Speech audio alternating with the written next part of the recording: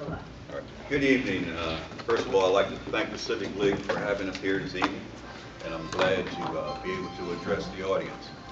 My name is J.J. Johnson. Actually, it's James Johnson, but everybody calls me J.J. I state representative for the 16th District. I've been in the General Assembly now for 10 years.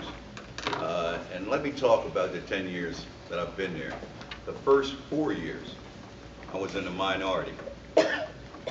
And the last 8 years, we've been in the majority. And when being in the majority, you get more privileges. And when we went into the majority, I was able to go on the Joint Finance Committee, which I thought was a great deal. But when I got on the Joint Finance Committee, we had a $850 million deficit. $850 million deficit. We had to make a lot of challenging decisions. And one of the challenging decisions we had to make was the reduction in state workers' pay. And as a union person for 37 years in the UAW, that was one of the most devastating things that I had to do. But we were able to recover from that and restore the money that was taken from the state workers. Also, during my first 10 years, I've been on several task forces and committees. The first one I was on was the Delaware Psychiatric Task Force. And you may have read in the paper about all the problems we had at the Delaware Psychiatric Center. We had to meet with the patients as well as the employees to address the concerns of the Delaware Psychiatric Center. And I think because of the recommendations or the legislation that was passed because of that committee, we made a lot of changes with the Delaware Psychiatric Center. Thank you. Good evening, everyone, and thank you so much for inviting me. I apologize for my dress, but I was at another meeting, and it was a working meeting. My name is Stephanie T. Bolden. My parents told me the T was for terrific, so I try to use that all the time. It was left out here. I'll excuse you for that one. But I've been at a state rep for 4 years now. Prior to that, I served on Wilmington City Council for 5 terms. I'm a native Wilmingtonian, and I'm a former teacher. I taught high school, and I'm also a foster parent. I took high school teenagers as a foster parent because they were hardest to place. I'm still very active in that area, and I also adopted my 2 girls. One's 42 now, and the other's 39. My purpose for getting into the elected political process is because I live it. I live in the community in which I grew up. I saw what it was like when I was a kid and where it is now. My dedication is to the people. I listen to you. I have breakfast meetings in the morning for all throughout the district because I want to hear what you have. I'm in Dover because of you, and it's not my district, it's our district, and these are the kinds of things I think are so important. Values is what my parents taught me, and that's what I try to bring to this group, and being able to network with everyone too. You cannot pass legislation or do anything by yourself, and I think we've had a great working group in the 147th General Assembly in networking together. We are not Washington, D.C., and we have not been, and we do care about Delaware, and I think that we have done a good job in what we're doing, but yes, we can do more, and listening to you and being in Dover for you allows us to do that. Thank you.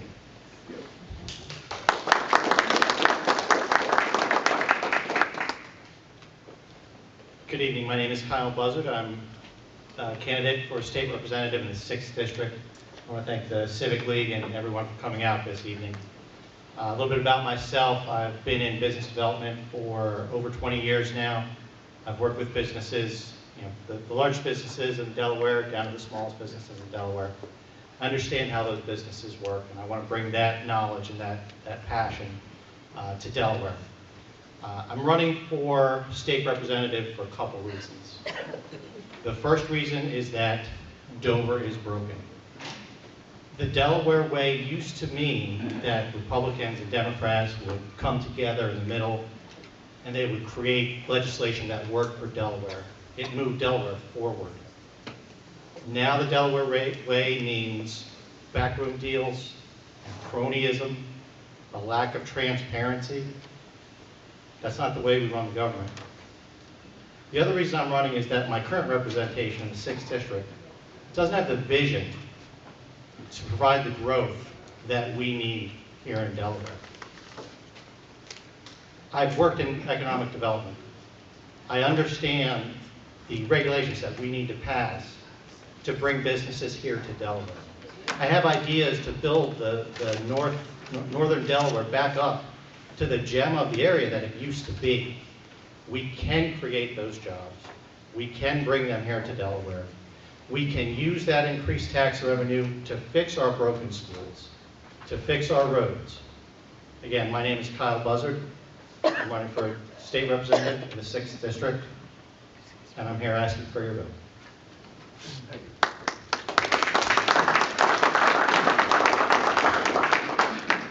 Good evening. My name is Jeff Porter. I'm running for state representative in the 12th District. The 12th District runs from Concord Pike over into Hocassin and about Limestone Road. I'm a first-time candidate. I decided to run for office when I walked into the voting booth last November, and there was one name on the ballot for state representative in the 12th District. And I thought, how does democracy work if there's one name? How do we complain about only 50% of people showing up to vote if there's only one name on the ballot when they got there? So once I made that decision and I got the support of my wife, I started looking at what it takes to be a state representative and what goes on down in Dover. And I saw some things that are kind of hidden, I think. We heard a little bit earlier about the majority caucus and the minority caucus, and how the minority caucus gets to sit down in the basement and the majority caucus gets to decide what comes to the floor. So even though I'm a Democrat, which would be the majority caucus, the idea that a Republican can't bring something to the floor so you don't get to see what your representative believes on that, how your representative votes, I think lets us all down. I think state government does a lot of very good things. One of the questions we heard tonight a couple of times was, what does the state do that spends the money that's good? And they do a lot of good spending. We have schools and roads that aren't where we want them to be, but they're good that we have schools and roads. We have a law enforcement and we have a court system that protects us. Not as well as we'd like, but a lot better than if we didn't have it. So I look at what state can do, and I look at what people can do if they know what's going on, if they have somebody on the inside that will talk to them, will go door to door, will come to these kind of events. I think we can make Delaware as great as any other state in the country. Jeff Porter, running for state representative in the 12th District.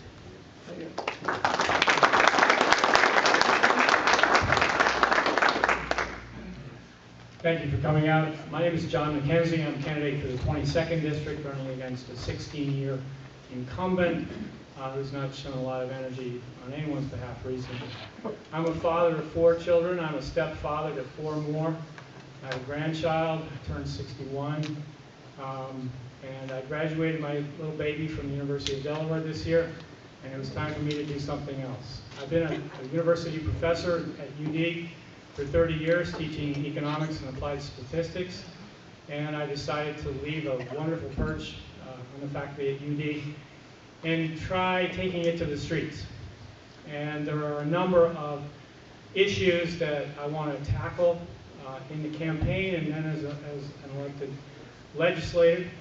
The first is public education, and I've heard some negative talk about public schools, but remember, we have an excellent VOTEC system. We have some super high-performing charter schools. We do know how to do education right in the state, and we worry about the remnant of kids that are in our regular high schools not doing so well. But we can do well, and it's just a matter of getting it right. It's a matter of believing that we can do well with our public school kids, all public school kids. I served on the Christina School Board for 7 years. Took that district through a major financial crisis, and it was one of our finer hours to solve that crisis, pull that district back into the black, and make things work as well as we could for our kids. Very frustrating, hard work, but I'm willing to engage in that kind of work. I served on Delaware's Open Space Council. I served on the Nature Conservancy Board of Trustees for 18 years. Done a lot of land conservation work around the state. I know how to conserve land. I know how to save 3 Little Bakers Golf Course, for example, in my own district. We can do this kind of stuff. Finally, being an economist, I have a pretty good understanding of tax policies. I have a pretty good understanding of what creates jobs. Believe me, politicians don't create jobs. We lay the table for job creation. That's all we do. Thank you.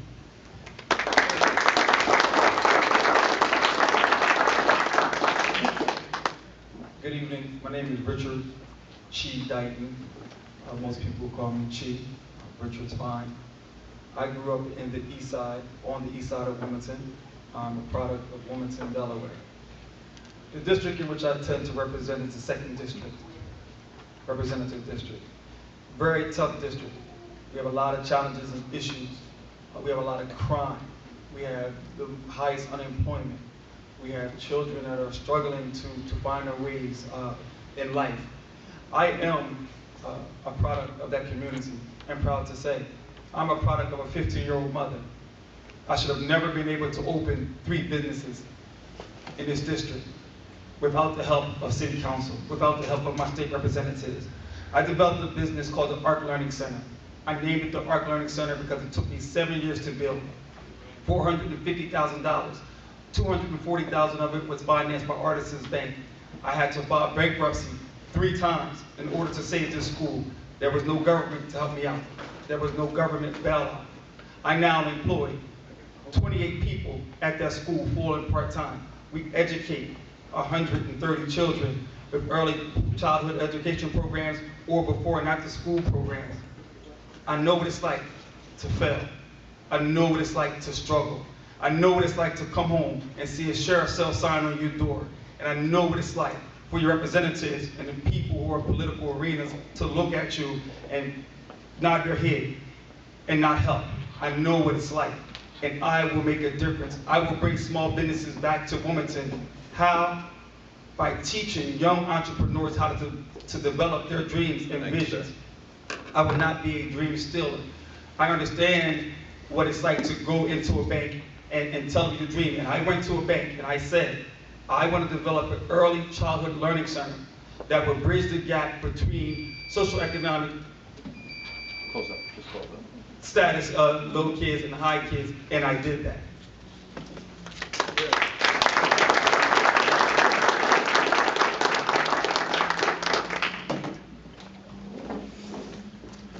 Good evening. I'm glad everyone's still here with us. My name's Matt Lanzini. I'm running for the 15th District State Representative seat. I'm running against the current House Majority Leader, Valerie Longhurst. She's also a 10-year incumbent. My friends and family kind of asked me why I wanted to do this, why I would stick my nose into the political arena. And I guess I have a few answers. One, I could continue to sit around and complain about the darkness, or I could step up and try to light a candle. I grew up in the Newark area. My parents still live in the same house where I went through high school. I graduated from Glasgow High School and proceeded to go to undergrad, completed a degree in computer science, received an MBA from Georgetown, and I did both of those while working full-time. So I don't know that I had the same struggles as Richard, but I can say that I've worked hard and I value hard work, and I think that folks that pull themselves up and do the right thing should have the opportunity to be successful. Part of the other reason why I'm running, outside of feeling I needed to step up, is that my career has been spent solving problems. I solve problems in all kinds of areas, process problems. If you look at what happened with 495, it was not an infrastructure issue. That was an issue of process and oversight. Don't let anyone fool you. I solve finance problems, like the problems we currently have in our revenue and the gap that we see in our general fund year after year. And I also lead the implementation of solutions. That's what I do. I solve problems and I get things done. And I think that's what we need. As you can see, my opponent's not here tonight, which is unfortunate because I think all of you have the right to hear our opinions, hear our thoughts, and have a sense of where we stand on key critical issues. I said to a couple folks that I think our state's on a really bad trajectory. And if we're not careful, we can very quickly find ourselves on an economic race to the bottom. Matt Lanzini, running for 15th District State Representative.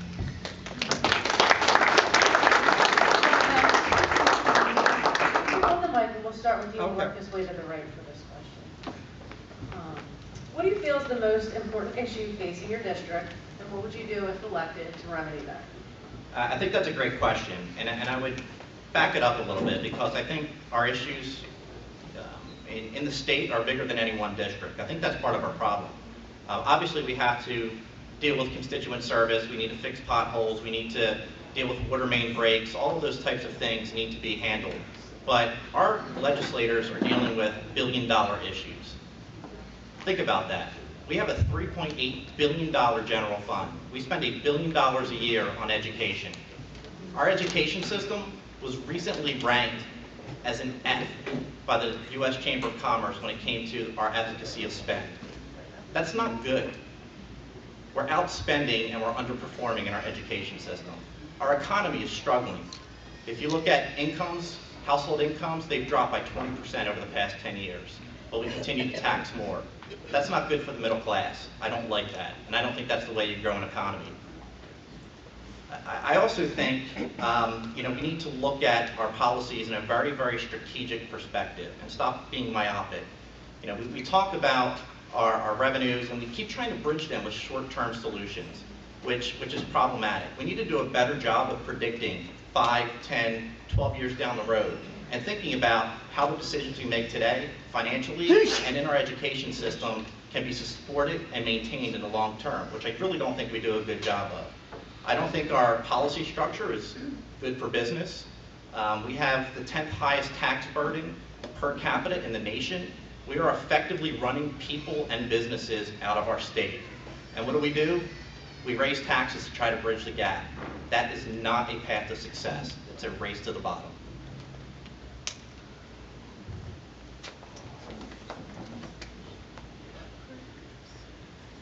In my district, I think the biggest issue is education. Education is the root to all of the issues that we have in the city of Wilmington, especially my particular district. People who don't get a good education don't have good lives.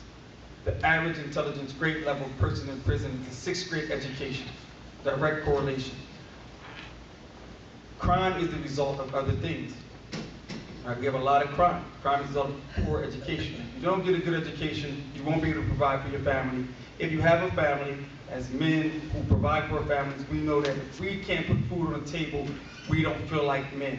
And then we're going to find some kind of way to put food on the table. If we don't have a good education, we know that that's not going to happen. When I look at my district in particular, we have a lot of schools. We are the incubator for a lot of charter schools in Wilmington. Many of these schools are doing well. Most are not meeting the grade. We have to focus on this. This is a problem in Wilmington, period, not just my district. It's a problem because 65% of our kids are not completing the school in the 4-year time frame that's allowed. That's discouraging because we pay the 6th highest amount for our educators and our staff, and we rank 51st in SAT scores as a state. Now, if we take out the private schools, all right, it's no telling where we would rank. I think we're just talking about public schools, but our private schools save us. All of our kids should have the same education that my child has. Fortunately, she was able to get a scholarship and go to French school. She got a partial academic scholarship, but I want the same education for all of our children. This is why I founded an early childhood learning center. It starts with early childhood. The average kid with 2-parent incomes go to school for 20,000 word vocabulary. The average poor kid goes to school for 5,000 word vocabulary.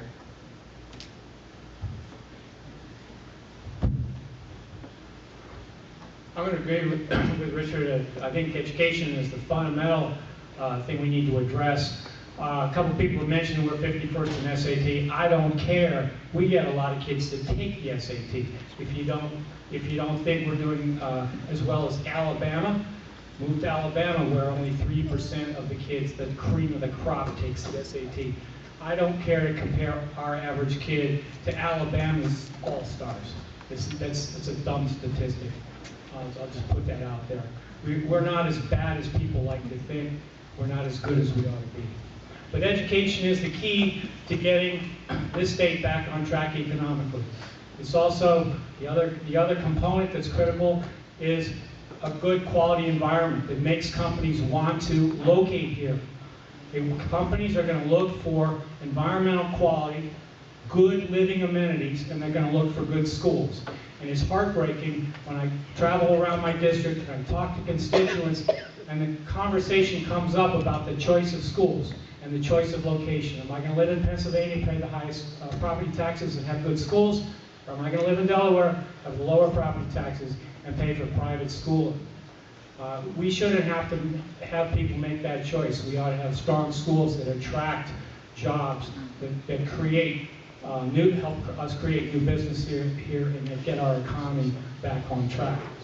And it also takes, as I said, good quality environmental amenities, managing your infrastructure, minimizing your congestion, cleaning up your brownfields, and taking care of this state we have.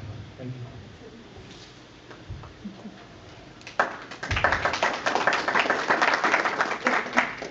There are just over 19,000 registered voters in the 12th district, and to try to find one issue that's important to everybody is a challenge. In fact, that's what makes state government a challenge, is you can't just focus on one thing. You have to focus on a lot of things, because everything is important to our quality of life. But when I'm going door to door, I hear education over and over again, and I hear it from 3 different ways. I hear it from parents who have children in school, and they're curious about whether their child is going to graduate ready to compete with everybody else. They hear that the governor in the State of the Union say that, or State of the State, say that only, 20% of our students graduate ready for college or career. That scares parents who have kids going to school.